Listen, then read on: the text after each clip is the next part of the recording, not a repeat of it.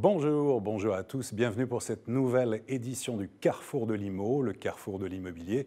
Alors après une année 2017 exceptionnelle en termes de transactions, on va sans doute battre des records. Comment vont évoluer les prix? Les taux de crédit vont-ils rester attractifs? La politique du logement aura-t-elle un impact sur le marché de l'immobilier? C'est ce que l'on va voir justement dans cette 7e émission du Carrefour de l'IMO. Où va l'immobilier en 2018? C'est le thème de l'émission. Et pour en parler sur le plateau, la team IMO qui est présente. Valérie Valenstin, bonjour. Bonjour. Journaliste au particulier. Alors qu'est-ce que l'on va voir avec vous, Valérie? Alors ce n'est pas parce que les taux, comme vous l'avez dit, sont exceptionnellement bas qu'il ne faut pas mettre toutes les chances de son côté pour en obtenir un encore meilleur. Et puis autre chose également? Autre chose, si vous vous posez la question de devenir propriétaire ou rester locataire, on va voir que la réponse diffère grandement suivant la ville où vous habitez. Parfait. Jean-Yves Guérin, bonjour. Bonjour Olivier. Journaliste au Figaro, Figaro Économie, spécialiste en fait des questions relatives à l'immobilier notamment. Alors qu'est-ce que l'on va voir avec vous, Jean-Yves? Alors on va voir que c'est une année un petit peu particulière pour l'immobilier puisque c'est un dossier prioritaire pour le gouvernement. Il y en a 3, il n'y en a pas 5 ou 10, il y en a 3. La réforme de l'assurance chômage d'une part, celle de la formation professionnelle, l'apprentissage et puis l'immobilier, puisque en mars, il y aura la présentation d'une grande loi logement. C'est ce qui s'annonce, mais il y a déjà eu, depuis que Macron a été élu, il y a déjà eu une loi de finances qui a infléchi pas mal de choses. Eh bien, c'est ce qu'on verra dans quelques minutes avec vous. Et puis un invité, on est très heureux de vous recevoir. Maître Thierry Thomas, bonjour. Bonjour Olivier. Vous êtes notaire et vous êtes président de l'Institut du droit notarial, immobilier en fait, c'est ça? Oui, rattaché au Conseil supérieur du notariat. Conseil supérieur du notariat, un mot sur l'Institut? L'Institut étudie et analyse tous les produits liés à l'immobilier traités par la profession et notamment la présentation des statistiques relevant de nos bases, sur lesquels nous allons pouvoir revenir tout à l'heure. Alors, maître, bien sûr, on attend de votre part non seulement de commenter, d'expliquer l'évolution des prix, mais surtout d'avoir beaucoup de conseils pratiques. C'est ce que l'on va voir avec vous. Et pour démarrer, 3 chiffres clés qui vont donner un petit peu le pouls du marché. Premier chiffre clé qui traduit, on l'évoquait tout à l'heure, voilà l'année 2017 en termes de transactions, c'est 952 000. Ça, c'est le nombre de ventes enregistrées sur ce qu'on appelle une année glissante, c'est-à-dire de septembre 2016 à septembre 2017. On n'a pas encore les résultats de 2017 définitifs, mais il y a déjà des projections. On évoque 986 000, certains réseaux en parlent. Est-ce que, maître, là notamment, on va avoir ce cap du million de transactions en 2017? Je ne pense pas que nous l'atteindrons ou que nous le dépasserons. Je pense que nous serons un petit peu en dessous du cap du million, mais pour autant, ça restera une année exceptionnelle en termes de volume. Du jamais vu, en fait. Du jamais vu, qui se répartit différemment en France, mais du jamais vu. Deuxième chiffre clé, on continue, c'est ce qui a dopé véritablement le marché, voilà, c'est 1,55%. Ça, c'est le taux de crédit moyen, toutes durées confondues, en décembre 2017. D'ailleurs, c'est resté comme ça, on va dire, tout au long de l'année 2017. On l'a retrouvé, les taux sont restés très bas, historiquement bas, et c'est 4 fois moins qu'au début des années 2000. Et puis le troisième chiffre clé, c'est un peu la conséquence, et voilà, c'est les prix de l'immobilier qui restent élevés. On a eu cette augmentation de 4%, hausse des prix. Alors, c'est une moyenne, France entière, on va voir tout à l'heure dans le détail les villes, parce qu'il y a de fortes disparités, ça augmente pas partout, pas au même rythme. Là, c'est 4%, 4% en fait, c'est plus 3% pour les maisons et plus 4% plus 5% pardon, pour les appartements, que l'on verra en détail. Et on pose justement une question Twitter. Les prix de l'immobilier vont-ils, selon vous, encore augmenter en 2018? Vous répondez, voilà, vous retrouvez sur Twitter et on donnera tout à l'heure un petit peu votre sentiment. On va démarrer avec du pratique. Les taux de crédit, alors justement, qui ont dopé littéralement le marché, Valérie Valenstin, ces taux de crédit vont-ils continuer à rester bas et comment obtenir les meilleurs taux? Oui, parce qu'aujourd'hui, ce qu'il faut savoir, c'est que quelle que soit la qualité du dossier et la durée du crédit, on emprunte à moins de 2%. Et que même dans un grand nombre de cas, on emprunte à moins de 1%. Alors, pour obtenir le meilleur taux possible, comment faire? D'abord, il faut doper son apport personnel. L'apport personnel, c'est ce qu'on apporte sur la table au moment où on va acheter. Il peut être constitué de vos économies, si vous avez de la chance, d'un coup de pouce familial, une donation par exemple, et surtout, ne l'oubliez pas non plus, de votre épargne logement. épargne intéressement, Perco et autres, ce sont des produits qui peuvent être débloqués pour l'achat d'une résidence principale. Après, il faut aussi faire attention à la gestion de ses comptes. Ça peut paraître un petit peu naïf, mais il faut y penser. Donc on évite les découverts, les dépenses inconsidérées dans les mois qui précèdent sa demande de prêt. On essaie d'arriver avec la meilleure image possible. Oui, il faut rassurer le banquier. On rassure le banquier, voilà, très bien. parce que le banquier est un être un peu inquiet. On fait jouer la concurrence. Alors pour faire jouer la concurrence, qu'est-ce qu'on fait? Soit on prend son bâton de pèlerin et on va faire le tour des établissements bancaires, soit ce qui est plus simple, on passe par un courtier. Et c'est le courtier qui vous dénichera le meilleur taux, sachant que les banques, en fonction des moments, ne ciblent pas le même type d'emprunteur. Donc le courtier saura trouver la banque qui, à un moment donné, privilégiera soit les primo-accédants, soit les cadres supérieurs, soit les professions libérales. Ensuite, il faut solliciter tous les prêts, même minimes, les prêts aidés auxquels on peut prétendre. Par exemple, le prêt 1% d'Action Logement si on est salarié. Il peut y avoir aussi des prêts mis en place par les mutuelles, par les collectivités locales. Tous les coups de pouce. Tous les coups de pouce, voilà. Et puis le PTZ, le prêt à taux zéro. Voilà. Faut, dans certains cas, il faut regarder la garantie qui est attachée au prêt. Dans certains cas, il peut être préférable d'opter pour une caution bancaire plutôt qu'une garantie réelle comme l'inscription de privilège de prêteur de deniers ou l'hypothèque. Maître Thomas, oui. Oui, j'ai un petit avis sur le sujet. Oui. Je conseillerais, si possible, à des acquéreurs emprunteurs sur une courte durée d'avoir effectivement plus facilement recours à une caution bancaire, qu'elle mérite d'être moins onéreuse puisque sur une durée rapide. Courte durée, donc à partir de quoi? 5-7 ans. 5-7 ans. Par contre, si le prêt s'inscrit sur une durée plus longue, de 15 à 20 à 25 ans, là, l'hypothèque ou le privilège prêteur de deniers est une garantie plus intéressante financièrement sur la durée totale du prêt. D'accord. On continue sur les conseils pratiques là-dessus, justement. On négocie les frais de dossier, les frais de pénalité, de remboursement anticipé. Et puis on négocie aussi son assurance, parce que l'octroi d'un crédit immobilier est toujours conditionné à la souscription d'une assurance qui va protéger l'emprunteur en cas de gros pépins de la vie, décès, invalidité, maladie grave. Alors ce qui se passe, c'est que souvent la banque vous propose son crédit groupe, qui n'est pas forcément le plus intéressant, et vous avez la possibilité de lui proposer, sous certaines conditions, d'ailleurs elle est obligée d'accepter, un contrat individuel. Donc ça, vous pouvez le faire à différents moments, soit au moment où vous souscrivez votre emprunt, soit dans l'année qui suit la souscription de cet emprunt, et peut-être un jour, vous pourrez le faire tous les ans à la date anniversaire du contrat. Alors la question a été posée... Parce que les banques sont furieuses. Les banques sont furieuses, absolument. On attend une décision du Conseil constitutionnel demain. Alors, on n'a pas de chance, mais c'est demain qu'on le saura. Bon. Donc peut-être qu'à partir de demain, on aura la possibilité de résilier tous les ans son assurance emprunteur, comme on peut le faire avec les autres types d'assurance, assurance auto, habitation. Il n'y a que l'assurance emprunteur pour l'instant qui n'est pas concernée par cette faculté de résiliation annuelle. Alors Valérie, chose importante, il faut commenter aussi des tableaux sur l'évolution des taux de crédit immobilier. Alors, où en est-on justement? Comment ça évolue? On va voir l'évolution des taux. Alors c'est une évolution qui est quand même très favorable. Courte durée, donc voilà, sur 7 ans, 10 ans, 12 ans. Voilà. C'est une évolution qui est très favorable à l'emprunteur, puisqu'on s'aperçoit que soit les taux baissent, soit les taux stagnent. Oui. Pour l'instant, il n'y a pas de remontée des taux. Voilà. Donc on s'aperçoit, sur des courtes durées d'ailleurs, on s'aperçoit qu'il est possible d'emprunter à moins de 1%. Attention, là, ce sont des taux hors assurance. C'est-à-dire que l'assurance, il faut rajouter de 0,20 à 0,30, 0,40% en fonction de votre profil.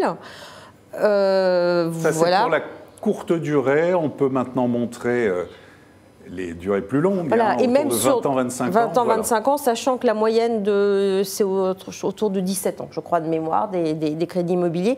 Donc on s'aperçoit que même sur des durées qui sont longues, on emprunte à moins de 2%. Donc on emprunte dans des conditions qui sont aujourd'hui excellentes et qui devraient le rester dans les premiers mois de l'année. Alors, est-ce qu'ils ont remonté depuis le début de l'année ou pas, Valérie? Non, ils n'ont pas remonté depuis le début de l'année. Ils sont plutôt en voie de stabilisation. Les courtiers disent qu'il y a eu quelques petites hausses sporadiques dans certains établissements bancaires, mais que ça correspondait plus à des volontés de politique commerciale, qu'il y a une répercussion d'évolution des taux de référence. Voilà. Donc, alors, ceux qui veulent emprunter doivent être rassurés. On va dire, on sera sous la barre psychologique des 2%, les 6 premiers mois de l'année encore. Au moins les 6 premiers mois de l'année. Après, je ne me laisse plus aller à des pronostics. parce que ça fait à peu près 12 à 18 mois qu'on dit que les taux vont remonter. Ils ne remontent pas, et tant mieux d'ailleurs pour les emprunteurs.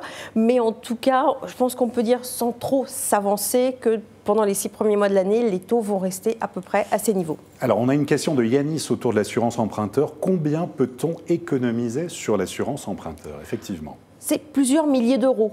Par exemple, vous êtes un trentenaire en bonne santé. Si on vous propose le contrat groupe de la banque, il vous en coûtera entre 0,35 à 0,40% du capital emprunté.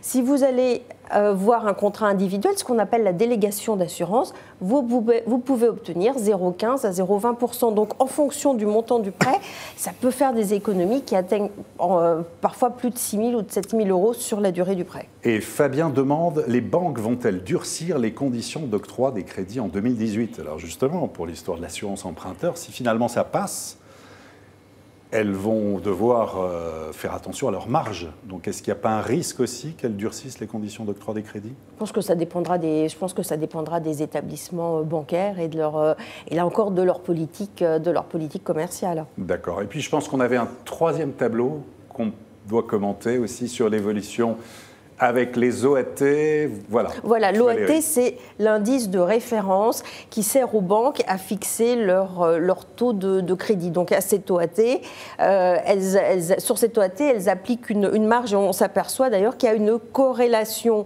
entre l'OAT... On explique OAT? C'est les obligations d'État à 10 ans. D'accord. Voilà, donc c'est un indice long terme.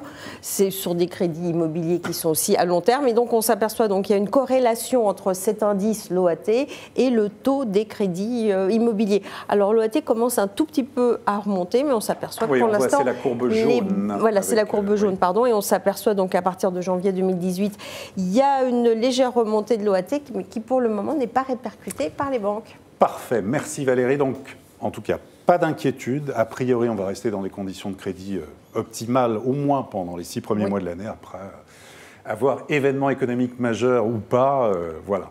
On passe au prix de l'immobilier. Alors, c'est une séquence qu'on a appelée combien vaut votre logement? Les prix de l'immobilier en France, on va voir ça avec vous, Maître Thomas, dans le détail. On va voir notamment l'évolution des prix des appartements en France et vous allez commenter. Voilà, on va avoir ce premier tableau qui va arriver. Voilà, prix des appartements. Maître Thomas. Donc on constate au vu de ce tableau très significatif que les évolutions de prix sont différentes d'une région à l'autre et notamment on a mis en évidence au cours de l'année 2017 l'évolution spectaculaire des prix de l'immobilier à Bordeaux, sur lesquels on pourra peut-être revenir, qui pour la première année a dépassé Nice en termes d'évolution de prix. On peut se demander si ce n'est pas une bulle, non? Alors, parce que ça paraît énorme, 12%. Je me refuse à employer le terme de bulle, globalement et en particulier. Alors, Bordeaux est peut-être un cas à part. Bordeaux a été longtemps ce que l'on a pu appeler la belle endormie. Et Bordeaux rattrape son retard. Bordeaux est également gagnant grâce à la ligne à grande vitesse, grâce à une rénovation totale de cette agglomération depuis quelques années, la création de lignes de tramway, etc. Et Bordeaux est toujours en tête des palmarès des villes où il fait bon vivre, où il fait bon investir, donc un peu victime de son succès. Je suis tout à fait d'accord. La seule chose, c'est qu'il semblerait que les Bordelais, aujourd'hui, craignent de ne plus pouvoir accès à l'immobilier dans leur ville et s'en prendraient, paraît-il, au cadre parisien. Je ne tomberai pas là-dedans. Il ne s'agit pas d'une bulle, mais d'un rattrapage. Et je voulais confirmer également que Bordeaux, pour la première année, a dépassé en termes d'évolution de prix la ville de Nice, qui caracolait en tête depuis plusieurs années. Alors, sur ce tableau, par contre, il est important de constater également, à l'inverse des villes qui caracolent en tête, que certaines, malheureusement, stagnent, voire diminuent et baissent. Alors, j'ai le regret, année par année, de constater que les prix sur Saint-Étienne, notamment, et Le Havre, sont en baisse. Ceci s'est confirmé en 2017, même si il n'est nulle part apparu en 2017 une baisse de volume. Voilà. Tous départements confondus, les volumes ont augmenté en France, ce qui est rassurant. Mais par contre, il reste quelques villes encore, ou quelques secteurs, où les prix ont diminué. Oui, parce que Maître Thomas, on dit régulièrement, on l'a entendu ces derniers temps, que les prix augmentaient dans les grandes villes, certes, en majorité, mais il reste quand même des villes, entre guillemets, bon marché, où on peut avoir des appartements à moins de 2 000 € du mètre carré. C'est le cas de Reims, c'est le cas de Dijon, Angers, Le Havre, Saint-Étienne, des appartements à moins de 2 000 € du mètre carré. Oui, tout à fait. Et dans ces villes-là, notamment, le rapport locatif est le meilleur. Il est évident que le loyer sera quasiment le même dans ces villes que par rapport à des villes qui caracolent en tête. Donc, par définition, le rapport locatif est bien meilleur. Alors, on cherche à comprendre ce qui se passe dans ces villes et donc pour avoir un maillage territorial global, les notaires ont pu interroger donc des confrères locaux qui nous expliquent que dans ces villes, notamment sur celle de Saint-Étienne, il y a eu un départ massif dans les dernières années de certaines populations dites bourgeoises qui habitaient en centre-ville, qui ont un petit peu déserté le centre-ville pour habiter aux alentours, dans un rayon de 20 à 30 km. Il y a aussi des phénomènes d'aspiration. On reste sur Saint-Étienne, mais Saint-Étienne est un peu victime d'une aspiration par Lyon, qui n'est pas très éloigné, oui, et avec un dynamisme économique à Lyon qui est indéniable. Bref, il reste des exceptions, mais globalement, le marché de l'immobilier s'est malgré tout bien comporté. D'accord. Les prix maintenant des maisons. Alors, les prix des maisons et l'évolution est un petit peu différente, dans la mesure où vous constatez, au vu du tableau ici, des évolutions qui ne sont pas les mêmes que pour les appartements. Tout simplement parce qu'en fonction de la typologie de la ville, il n'y a pas des maisons dans toutes les villes importantes.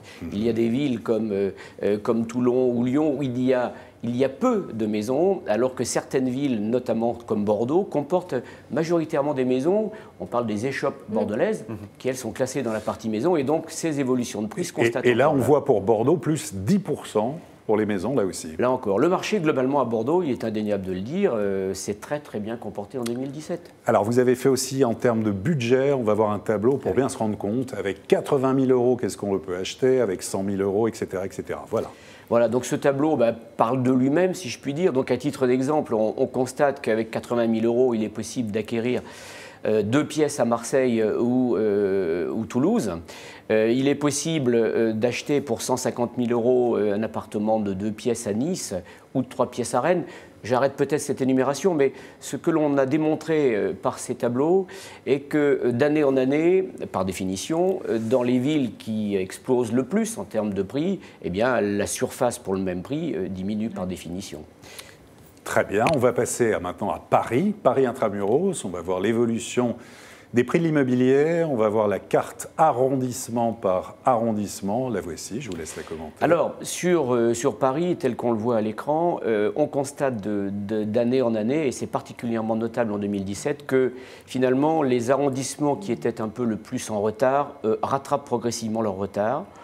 On constate par contre, et vous ne le voyez pas à l'écran, mais je tenais à le préciser, que les grands appartements en région parisienne, enfin sur Paris, se vendent de moins en moins facilement.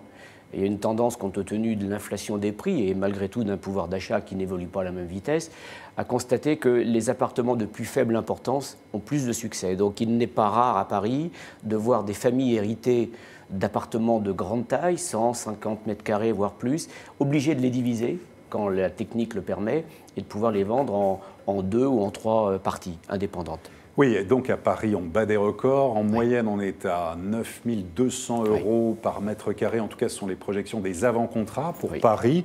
En termes de volume, il y a eu près de 10 000 transactions, 10 000 appartements anciens vendus au 3e trimestre 2017, c'est-à-dire c'est plus 8% sur une année. On va voir justement l'évolution des prix depuis une dizaine d'années avec un tableau. Voilà, on voit cette courbe. Alors, c'est celle du haut, c'est l'évolution à Paris, les prix, le prix moyen au mètre carré en 2005, 4 500 € par mètre carré.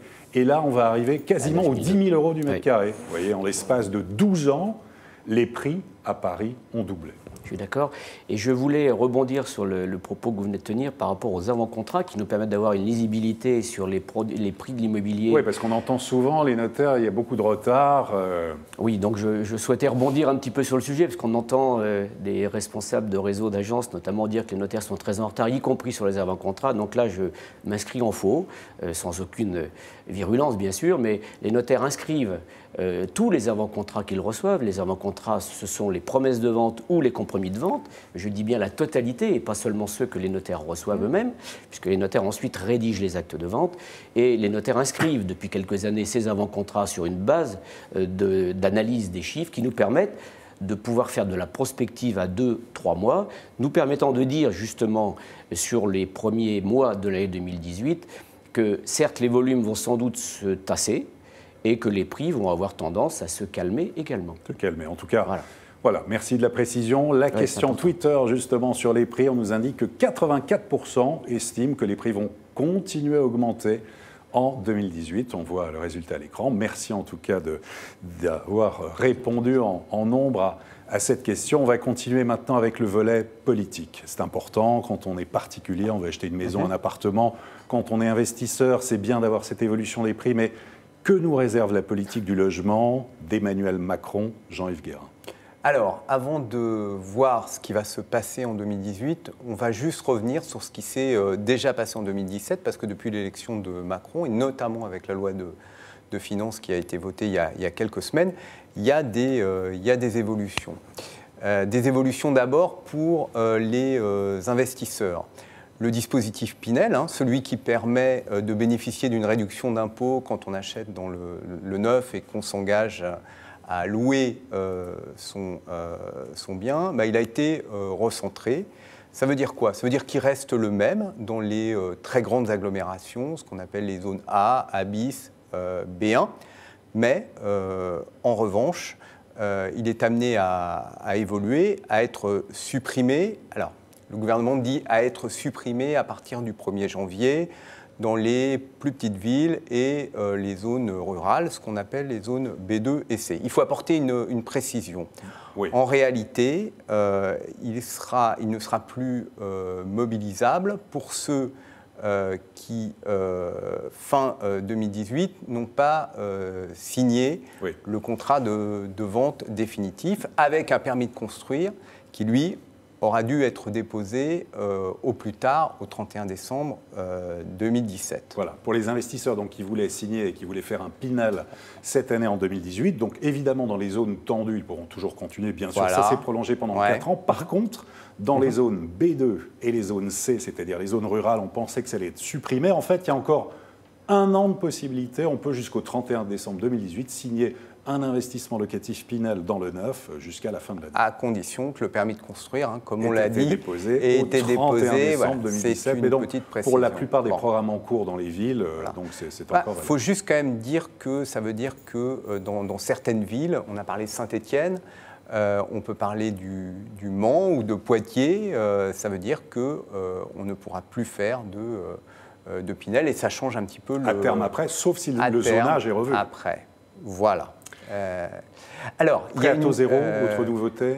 Juste avant de venir au prêt à taux zéro, on reste sur un sujet qui concerne les investisseurs, l'encadrement des loyers. Bien sûr. Le gouvernement avait une perche que lui a tendue la justice pour mettre au rencard, si j'ose dire, supprimer définitivement l'encadrement des loyers. Pourquoi? Parce que à l'automne, il y a eu 2 décisions annulant l'encadrement des loyers dans les 2 villes où il était en place jusqu'alors, Paris et puis Lille, en disant c'est illégal. On se disait que du coup le gouvernement pouvait en tirer les conséquences et supprimer définitivement. C'est pas ce qu'il a fait. Il a fait appel de cette décision de justice. Sur le thème, écoutez, nous on a dit qu'on irait au bout de l'expérimentation, on n'est pas au bout, ce n'est que quand ça sera terminé qu'on tirera les conclusions. Donc on est entre 2 eaux sur l'encadrement des loyers qui pourrait revenir assez vite. Concernant les accédants à la propriété, les primo-accédants, oui. Les primo-accédants. Là encore, il y a des décisions qui résultent de la loi de finances. Pour faire évoluer le PTZ. C'est quoi le PTZ? C'est le prêt à taux zéro. Là encore, rien ne change si vous voulez acheter dans les très grandes villes, les grandes agglomérations, les zones A, A bis et B1. Donc vous continuez à bénéficier de ce prêt jusqu'à 40% du coût de l'acquisition, c'est pas rien. En revanche, dans les zones, les plus petites villes, les zones rurales, les zones B2 et C, là, ce PTZ, il est rogné, d'accord? Il ne peut plus représenter au maximum que 20% de votre investissement, de votre coût d'achat. Et encore, ça a été sauvé au dernier moment. Initialement, le gouvernement voulait tout supprimer. Donc, ça, tant mieux, mais il y aura moins de primo-accédants, c'est en 2018. Voilà. Sur les terrains aussi, on peut... Alors, sur les terrains, il y a une mesure qui peut intéresser les propriétaires de terrains constructibles. ceux qui ont des terrains constructibles dans des zones tendues, donc là où il n'y a pas assez de construction par rapport à la demande, pas assez de construction de logements neufs, eh bien, ils pourront bénéficier d'un abattement compris entre 70% et 100% de l'impôt sur les plus-values s'ils le vendent entre 2018 et 2020. Donc là, c'est une incitation assez forte pour se poser la question, est-ce que je le vends ou pas. D'accord. Et puis, une mesure symbolique sur le projet de loi logement qui doit venir, peut-être ? Alors, la mesure peut-être la plus concernante pour les gens qui nous regardent, c'est le bail mobilité. Voilà. Le bail mobilité, c'est quoi ? C'est la possibilité, quand vous êtes propriétaire d'un bien que vous louez, que vous mettez en meublé, d'avoir un bail court, entre 1 et 10 mois. Donc c'est une souplesse pour le propriétaire. La souplesse pour le locataire, c'est qu'il n'y a pas de dépôt de garantie. Ce bail, normalement, n'est pas renouvelable. Et en cas d'impayé, le propriétaire peut compter sur, c'est un peu technique, le dispositif Visale.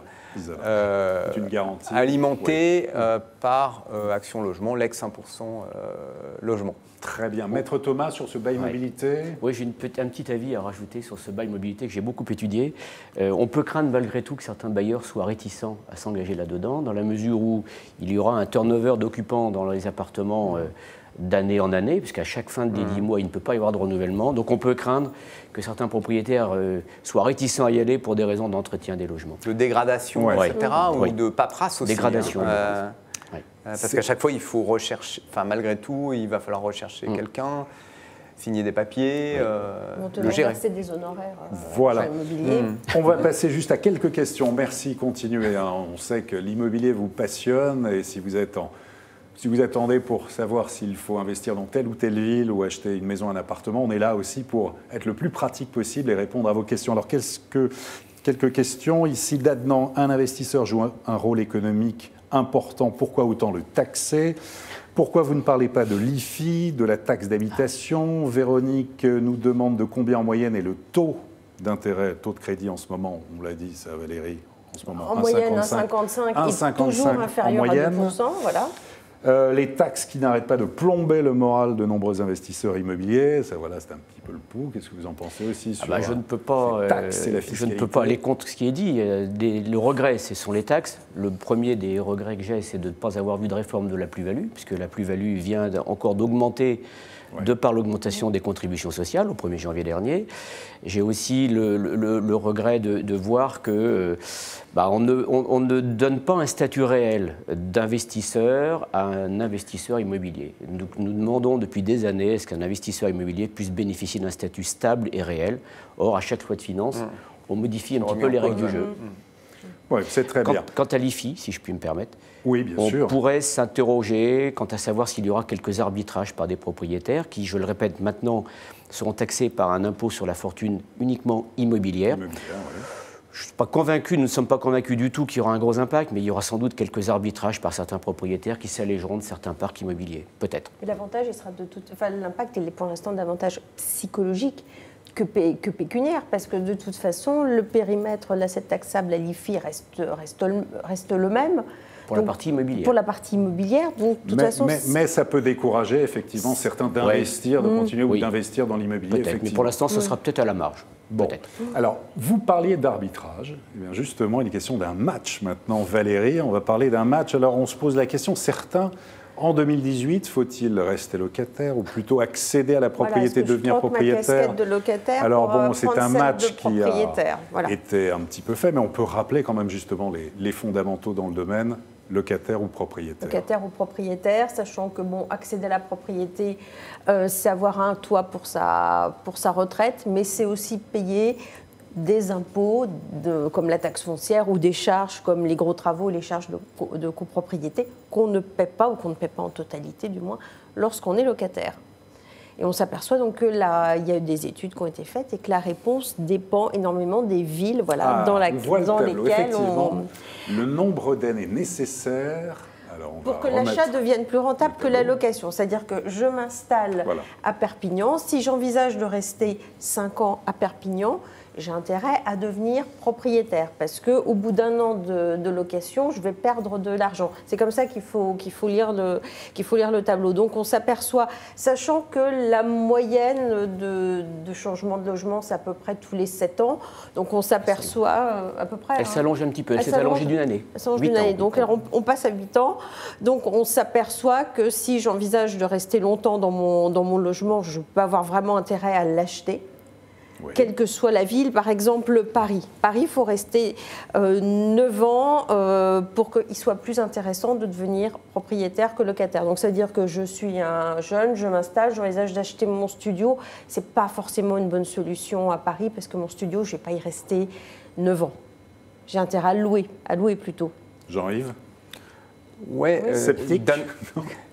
D'un autre côté, on peut dire également qu'en accédant à la propriété à Paris, on va profiter de la plus-value qu'on de la hausse, de la hausse, et donc du coup s'inscrire dans ce mouvement. C'est-à-dire, c'est peut-être pas rentable au sens où vous l'entendez, mais sinon on ne pourra jamais rentrer sur ce marché. Absolument. Compte tenu de son coût d'entrée. Et le budget moyen, tout à fait, Jean-Yves, en France, c'est 208 000 €, je crois. Pour les régions, à Paris, on est à 400 000 €. On est à 400 000 € alors qu'on était à 250 000 € il y a une dizaine d'années. Donc pour Paris, c'est discutable, hein, Valérie. C'est discutable. Bon. En tout cas, après une année 2017 exceptionnelle, 2018 donc s'annonce bonne, moins euphorique sans doute que 2017 en termes d'activité. Les prix vont continuer de monter dans les grandes villes, pas énormément, mais quand même, hein, les taux vont rester bas, on le dit, au moins les 6 premiers mois de l'année. Alors les opportunités, maintenant, on va quand même l'évoquer. Hein. Si vous êtes en mobilité, que vous souhaitez acheter, n'oubliez pas qu'il y a beaucoup de villes, on l'a évoqué notamment, qui restent encore bon marché, entre guillemets. Il faut vous informer, il faut comparer, sélectionner. Il ne faut pas acheter les yeux fermés, il faut privilégier l'emplacement. En cas de revente, comme souvent, ça rend service. Éplucher les charges de copropriété, c'est important pour éviter les mauvaises surprises. Quels seraient, vous, vos bons conseils pratiques, Maître Thomas ? Les bons conseils que je donnerais à un acquéreur, c'est bien évidemment de cibler l'emplacement de son investissement. Avant tout, ça reste le critère premier, mais aussi de regarder la nature de ce qu'il achète. C'est-à-dire que quand on achète un bien, que ce soit un appartement ou une maison, il est très important de bien regarder la qualité du produit que vous achetez, car vous n'avez pas un budget exponentiel. Or, si vous fermez les yeux sur la qualité énergétique du logement, sur sa qualité environnementale, sur son degré d'équipement de chauffage, d'isolation thermique, etc., ça peut être dangereux. Donc, surtout par prudence. Il y a une valeur verte, Maître Thomas, qui est importante, parce que certains nous disent dans les réseaux qu'en fait, peu de gens regardent justement les diagnostics, finalement. Je ne suis pas tout à fait d'accord avec cet argument. Bon. La valeur verte est quand même examinée par des acquéreurs et également, elle est prise en compte par les banques dans les critères d'attribution de certains prêts. Donc la valeur verte est quelque chose à ne pas négliger du tout. Puis je le répète, ça a un impact derrière sur le budget quotidien des propriétaires en termes de dépenses d'énergie. Donc elle est très importante quand même. Donc premier conseil important, regardez l'emplacement et la qualité du produit. Deuxième conseil, creuser sa qualité technique et technologique. Et puis le troisième conseil, c'est aussi de s'assurer qu'on l'achète au bon prix. Alors, je vais prêcher pour ma paroisse, mais les notaires ont des bases de données à la disposition du public depuis quelques mois.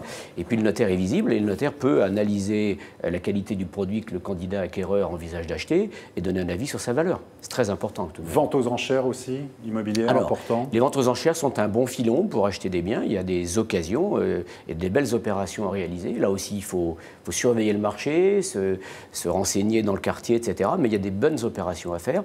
Et puis, il y a des nouveaux procédés également qui émergent, tels que la vente interactive. Sans être trop rapide, c'est une vente sur le net qui permet à des acquéreurs potentiels d'émettre des enchères pour acquérir un bien, en partant d'un prix très raisonnable. Et le propriétaire, sur une durée donnée, collecte les offres et peut permettre de trancher. Donc, ça peut éviter aussi des flambées de prix et ça peut permettre à certains acquéreurs de faire de belles opérations d'acquisition. Question de William qui nous demande dans quelle ville faut-il investir pour le Grand Paris. Alors ça, c'est là. Alors là, c'est un petit peu une colle que vous posez au notaire provincial. Alors, certains, là, William, de dire quand même que vous avez mené une étude, justement, les notaires parisiens, de savoir que dès qu'on passe le périphérique, ça décroche littéralement, et notamment Aubervilliers, on est à 3 000 € du mètre carré, alors que de l'autre côté, Porte de la Chapelle, on est au double. Et il y a comme ça des villes qu'il faut suivre. C'est Saint-Denis, c'est Clichy, c'est Saint-Ouen qui vont sans doute prendre de la valeur avec le Grand Paris, mais également avec sans doute les JO. Jean-Yves, les JO vont booster aussi sans doute les prix immobiliers. Oui, sur le Grand Paris, peut-être un conseil, c'est tout simplement regarder la carte. Par exemple, à Saint-Denis, il y a un quartier qui s'appelle le quartier Pleyel, qui sera un nœud avec pas mal de lignes, 3 lignes qui se croiseront, un petit peu comme Châtelet au centre de Paris. C'est pas sorcier de se dire que si vous êtes localisé à moins de 500 mètres de cette gare, c'est forcément un bon investissement, parce que vous pourrez aller dans des tas de destinations en une demi-heure. Donc ça, c'est un avantage.